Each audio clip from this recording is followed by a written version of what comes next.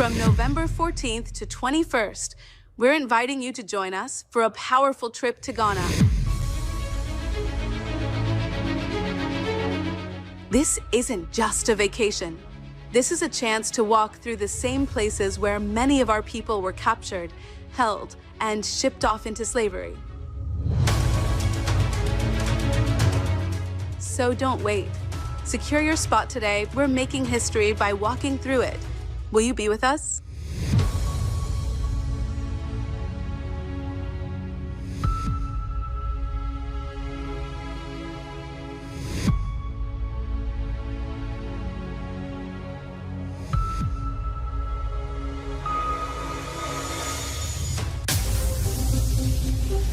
Introducing the African Diaspora News Channel app, your gateway to stories that's overlooked by the corporate mainstream media. At African Diaspora News Channel, we cover stories that don't receive mainstream attention, and we serve as the voice to the global Black community. We are committed to informing and educating through the power of media, connecting the African diaspora one story at a time. With our platform, we're helping to end injustice by exposing it. Join us in standing for excellence in journalism and serving our community. Download the African Diaspora News app today. Peace, family. My name is Vicki Dillard for African Diaspora News Channel. Thank you so much for tuning in. Beloved, as you come in, be sure to give us a big thumbs up, and share the broadcast. That way other folks will know that we're here. And for that, we say thank you so very much. Family, we have yet another doozy in our ongoing coverage on what's happening on the ground in LA with the so-called anti-ICE protests and the ICE raids coverage. Yes, it is very important that we prioritize our own voices. It's very important that you hear the perspective of those of us who are foundational Black Americans and not just take the word of mainstream media, because we understand that this is the very system that got us into a whole bunch of mess and lied to us. But they did it with great pomp and circumstance. Talk black to me, somebody. They made it look official, didn't they? And so when you see somebody like us that looks a bit different using alternative media, you want to question us. Some of you question us in a way that you would never question them folks. And that's what's so outrageous. With that being said, I want to give you some insight from one of my sources directly on the ground in LA.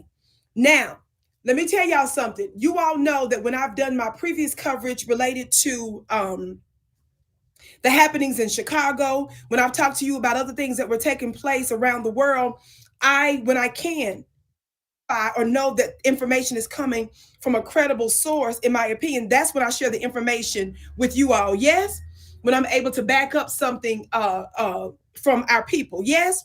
So I heard from one of my sources, a precious brother on the ground in Los Angeles. He messaged me, and I had to get some receipts, of course, to confirm some of the stuff that he was saying. But because I have trusted what he said in the past, and based on some of the receipts, I want to tell you all what the direct FBAs, foundational Black Americans, who are on the ground in LA, what they're telling me. Now, how many of you all know when I covered our brothers and sisters out there with the reparations agenda in LA, how many of y'all know that we gave you our breaking coverage and you heard from direct sources? Yes. And how many of y'all know our coverage was unmatched? How many of you all know it was our sources that exposed the legislative Black caucus there that was sabotaging and undermining our reparations agenda, even though they were trying to just blame it all on the white liberal Gavin Newsom governor? We found out that the legislative Black caucus members, some of them was behind the scenes asking for some of the reparations funding to go for some of their little buddies. Talk black to me, somebody. Now, I'm bringing this up because I want you all to know we know what we're talking about.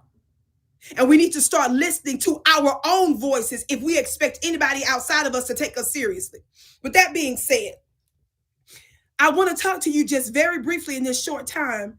My people on the ground out there are telling me that FBAs, which stands for Foundational Black Americans, they say that the Democrats are the ones that's instigating, they believe, these LA protests because so many people, including an overwhelming number of Black folks like us, shockingly agree with the ICE raids.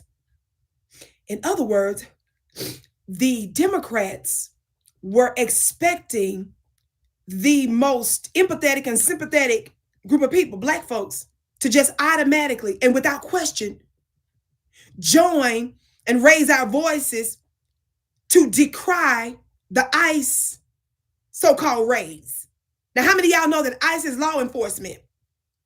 I'm not saying that the whole system itself is imperfect. You all know I call things like they are. I don't care if Trump is a devil in this situation. I don't care if it's a Democrat that's a devil in this situation. I'm going to call you out. And I told you all that Donald Trump and others have nefarious reasons for why they're doing this. I've been talking about some of that briefly in the past, and I plan on continuing to do so. But I want to narrow again today's focus on this. I'm listening to the voices of our people. And some of my people are telling me, this dear brother of mine, I'm going to read you exactly word for word because I wanted some of this stuff in writing. What he told me. Y'all ready for this? Before I get into some other receipts. He said that he's back home for being out of town, back and forth since the protest. Yes. He says, what I'm seeing, sister, he said they're hyping the protest. He said it's in a small, isolated area. I'm just telling you what my sources on the ground say. He says the city is moving as usual. It's nothing like our uprisings, he said. He said his nephew was telling him today that he talked to a Latina. He said that the Latina, she said she's not even in agreement with any of it, and that they feel that the Dems were trying to incite a major uprising, but it failed. The brother said his nephew said that even the Latinas out there saying that. Leaving bricks in the area. Y'all, I'm reading y'all word for word what my people on the ground is saying. Not minimizing, they said, the disrespect that's on display by the illegals. He went on to say that he is happy that folks are waking up. That's not it. Well, guess what else? He told me that his nephew works in the hospitality section. He says that they dominate, they meaning the unlawful migrants. He said they dominate the employment here. I would say out of 600, it's about 400 plus of them. He says that he knows some of them are undocumented. Y'all ready for this? He said their pay is $28 as a starting salary to do housekeeping. He says this has opened my eyes so much. He talks about the hospitality industry that he's in and says that he knows it's not the standard, but he realizes that belief systems that we have there, that they're doing a job for cheaper, is not true in a blanket sense. In other words, he's saying that we're trying to act like they're taking $5 and $6 for jobs. And he says that in the hospitality industry that he and his nephew work in, that they're some of the migrants, the undocumented, they're getting starting salaries for these housekeeping jobs at $28 an hour. And he goes on to say, because he's a foundational Black American, he goes on to say that these people are just determined not to pay us our worth. He said they're playing us. He said these illegals are living well and leveling up. He said, come get them all.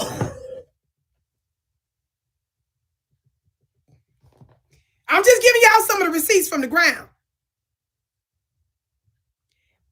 Final. He says that his nephew that works in the Metroplex, he asked him some questions and specifically was told by him that unless you're in, y'all listen, unless you're in that small area where the protest is, it's a regular day. I'm just giving y'all what the people on the ground saying. I'm going to say that again. He said his nephew told him that works in the Metroplex in the hospitality industry.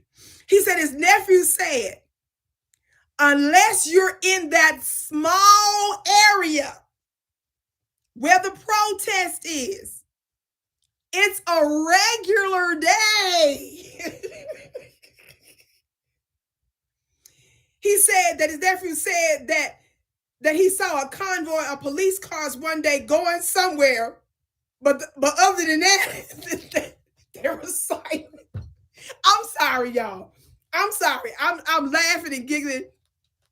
Look, I'm not trying to make light of that little 2 or 3 little people and stuff, because how many of y'all know that a camera, that little small camera, can make anything look like everything? Talk black to me, somebody.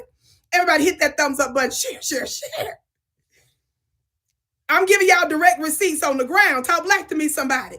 My people said, Vicki, look, now I know y'all doing this coverage, but here's what's going on. When you got a little camera down there, that camera can make you at home and your little TV box think a whole bunch of other stuff is going on.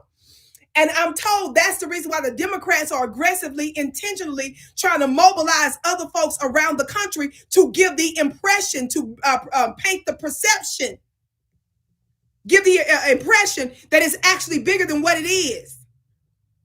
So just like we showed you all, how many of y'all saw my broadcast yesterday? By the way, family, don't forget that I'm typically here on African Diaspora News Channel Tuesday through Thursday, 2 p.m. Eastern live, yes? And in addition to that, I give international commentary, so just look for those videos, okay? Watch this. If you watched that, you saw where I showed you images of migrants spitting on the flag and burning the flag. People that are felons, criminals that came here to the country, that fled their country. They're not doing that over there in their country where they're saying they fleeing because of injustices or because of poverty, but they want to do that in America. Well, I told you yesterday that everybody at that protest with those illegals that were doing that weren't just illegals. They were folks that were official organizers on the ground. They're standing with you. Why did I emphasize that yesterday? Because they got something to do with these protests. And my people on the ground in LA are telling me I'm absolutely right. And they're giving me specifics on why I was accurate with that and taking it further than I ever did. Now, can we put up this quick headline real quick? We have a headline here. If the team can put this up from AP News, which is Associated Press, because I know y'all love mainstream news. Because whenever we say something here, y'all got to give us establishment news to confirm what you say, Vicki, so we can believe you. I just do that to give you a little whiff of whiteness, and then I come in with the punch after. Talk black to me. Okay, so I believe you should be able to see it now. What does the headline say from AP, family? This just in. Less than a day old. What does it say? Immigration protest. LA appears relatively calm after police moved before curfew. It says protests, excuse me, over federal immigration enforcement raids and President Donald Trump's move to mobilize the National Guard and Marines in Los Angeles are spreading nationwide. They're expected to continue overnight and into the weekend. While many demonstrations against the Immigration and Customs Enforcement Agency, that stands for ICE. So whenever y'all hear us say ICE, we're not literally being funny. ICE is the acronym for Immigration and Customs Enforcement. ICE agency has been peaceful. Somebody said that was quick. With marchers chanting slogans and carrying signs. Others have led to clashes with police, hundreds of arrests, and the use of chemical irritants to disperse crowds. Now, by the way, that black mayor out there, Karen Bass, she's the one that implemented that curfew. It was the second day of curfew. But I won't get into all the details of this because I want to go somewhere else with another excerpt here in a moment. But I just wanted you all to see this headline from the AP that says immigration protest, LA appears relatively calm after police moved in before the curfew. I'm telling you, they nervous that it's calm. Thank you all for posting that, team. Thank you for putting that up. I'm telling you, they're nervous that it's calm. They're upset and they're distraught. Because they knew that black folks, the most sympathetic people that fights for everybody but themselves, the group of people that put everybody before them, surely y'all gonna say this isn't right. Surely going to say, stop it. Surely you're going to say, we know what it's like to be locked up and our families destroyed. Surely you're going to jump in. But you all don't understand, there is both a physical and a spiritual energy and a spiritual effect that Black folks have. That's why they try so desperately to get us in on it. How many of you all know that Black Americans have always been the conscience of this country? So when they get us in on something, it legitimizes something that they're doing. So when we say, no, we good. When we say no, even if there's some elements of this that's not right, even if Donald Trump is being wicked about his reasons for doing it, the Democrats are being racist while they're doing it, we saying we got racist issues against us. So once we get to us, then maybe we can talk about this. We're saying we're the priority. Worried about other folks who violated the law to get here, that swam the great seas and climbed, scaled high mountains. That's a little tongue-in-cheek there, family.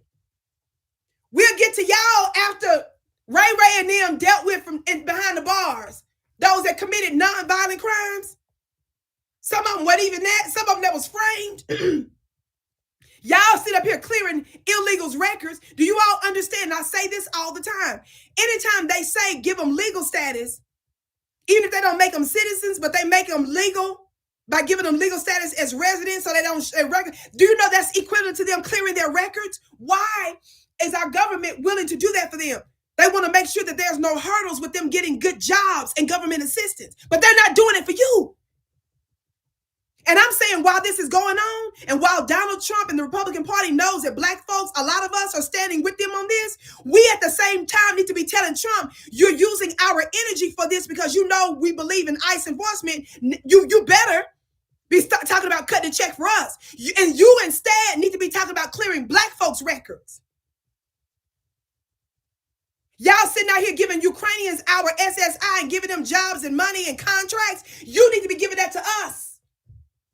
If Congress is slow walking our reparations until they come to the conclusion, Trump, make a phone call to the IRS and tell them to give us up to $250,000 just for starters while y'all getting our other reparations. Say no taxes for them, at the very least $250,000 this year in tax write-offs for foundational Black Americans. That's a start.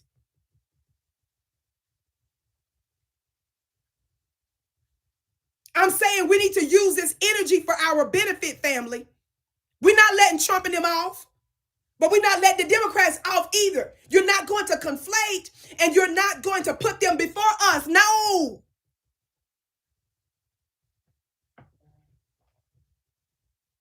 Now let me read this real quick and I'm going to get out of here.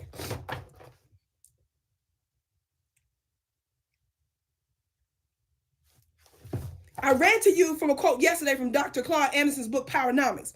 You all know I read from his book all the time. I know Brother Phil has great respect for him and has been discussing him for some time, and other foundational Black Americans. I always discuss the great Dr. Claude Anderson, not only because he is a scholar, not only because he has the necessary academic credentials, not only because he ran numerous campaigns and won, but I also discuss him because he actually worked in the White House because he was appointed by the Jimmy Carter administration to work in the Commerce Department. Did y'all know that? So when our brother gives us a strategy for something, at the very least, we ought to listen. Yes, I value what he says because somebody that works behind enemy lines, he's giving us some secrets.